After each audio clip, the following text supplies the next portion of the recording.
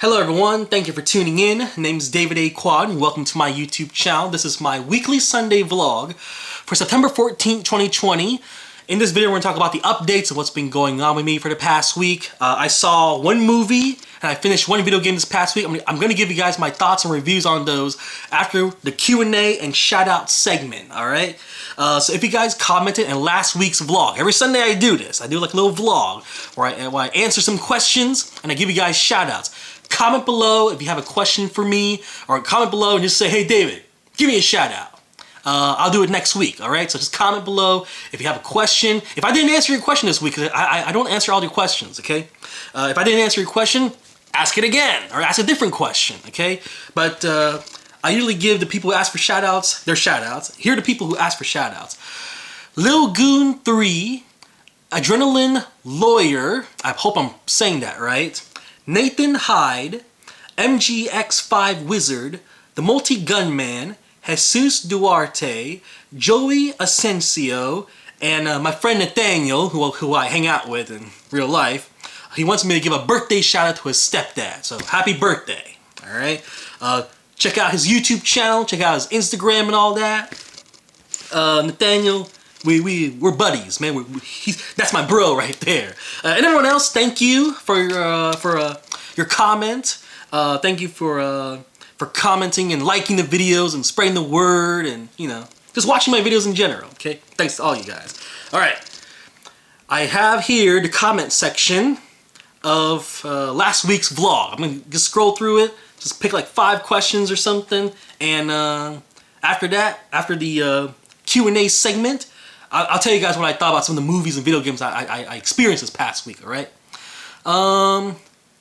First question here, we have Junior Carpenter. When are you going to do an unboxing of Child's Play 2019? So, okay, for the 3rd time, I'm going to talk about the same movie, alright? For those of you who don't know, my Child's Play 2019 video, I did in-theater reaction, okay? Which is, you're not supposed to do. You're not supposed to like record stuff in the theater and stuff like that. But I have that video on my YouTube channel. And then I did, when I bought Child's Play 2019, and I'm sitting in the car, there's a video on my YouTube channel called Movie Galore 2019 Haul, 2020 Haul, okay? I went to this new store, I bought a bunch of DVDs and Blu-rays, and this was one of them, okay? Now, for the 3rd and final time, I'm actually gonna label this video Child's Play 2019 unboxing video, so you guys don't have to ask me about this anymore, okay? Here it is, the Blu-ray, okay? You've seen this many times on my YouTube channel already, but those who have not and don't refuse to search for it, okay? Here it is. So there's the digital code. There's the disc. It's a plain blue disc, as you can see, because it's Blu-ray. And let's see, some of the special features you see on there. Audio commentary, making a featurette. That's very short, by the way. There's not much there. Bring Child's Play's Chucky to life, a soundtrack trailer, galleries, and claymations from Lee Hardcastle. So there it is. For the final time, I'm actually going to label this video, I'll still say vlog in it, but for the final time, because people keep asking for it, they don't see it, apparently. Child's Play 2019, okay? I did a video of me buying this, like in the store. I was like sitting in the car, I was like, hey, look what I just bought. And this was one of them, and I opened the box and everything. And of course, the in-theater reviews, okay? So, if that's not enough, if 3 videos of one movie is not enough for you, I don't know, man. I bet someone's gonna ask me, hey David, last week you did the Child's Play 2019 Blu-ray unboxing, but I want the DVD version, so do it again. Okay, so thank you, Carpenter, for requesting that again. Okay, Spire Pyre, what is your favorite Call of Duty and Assassin's Creed game? There's a video on my YouTube channel.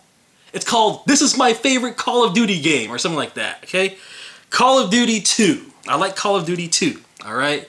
I even like made a challenge for people too. I was like, I'll add you on Xbox, as a friend on Xbox. I'll play with you, you know, multiplayer and all that stuff if you buy Call of Duty 2. It's canceled now, but that offer is no longer there.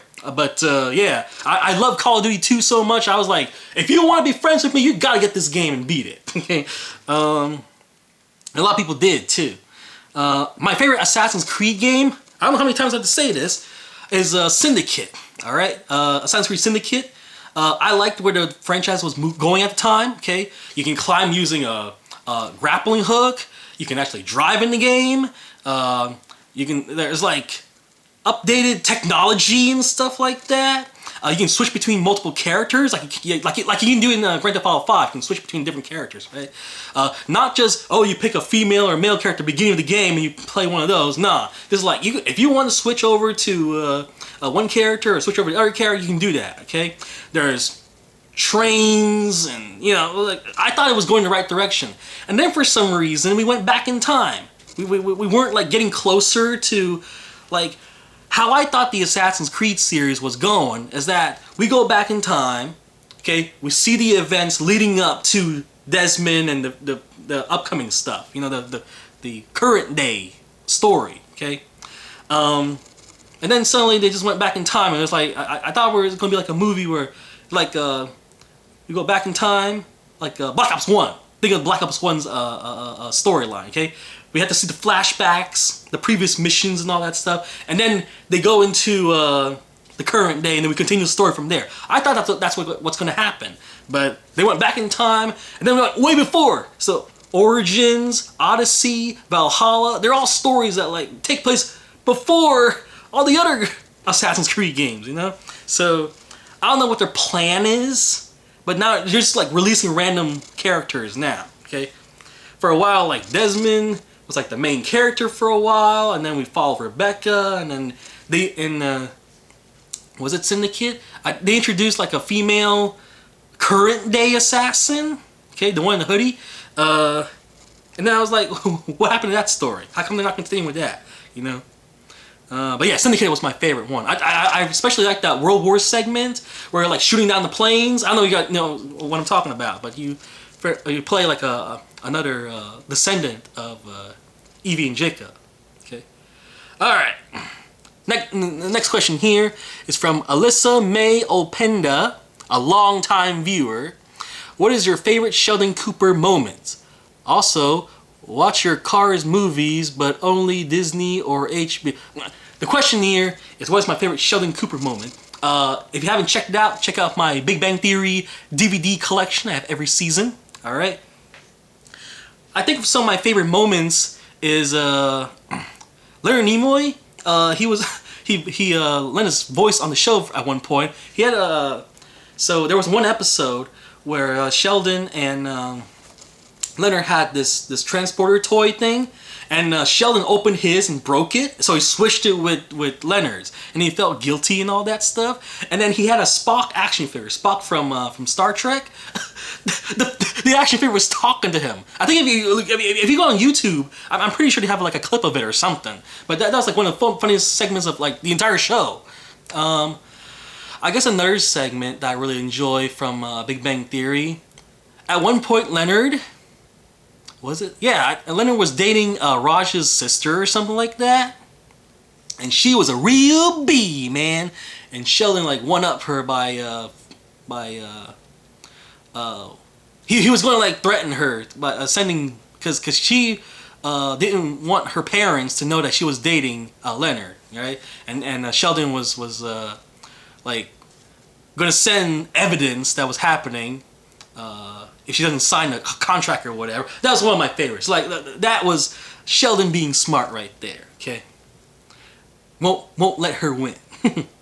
And then I have another question here. Brian Bradshaw asks, what do you like better, WWE or AEW? I've answered this question tons of times before. I like WWE a little bit more. I like the superstars on there. Okay, now if The Undertaker or Sting and Goldberg and I don't know, Paige and the Iconics and Alexa Bliss, if they all go over to AEW, okay, then I like AEW because I follow my favorite wrestlers. I follow where they go. My other thing is that I like WWE because it's a little more flashy. It's more colorful and stuff like that to watch. Like if you like the hardcore stuff, you go to AEW, right? But if you like colorful, you know, eye candy sort of stuff, then watch WWE. Okay, but I like both of them. I enjoy both of them. Recently, Rusev joined the AEW. It's very exciting. Rusev's actually one of my favorite wrestlers too. I really enjoy watching him. Okay, so I guess now it's like half and half in a way. You know, I like them both. You know?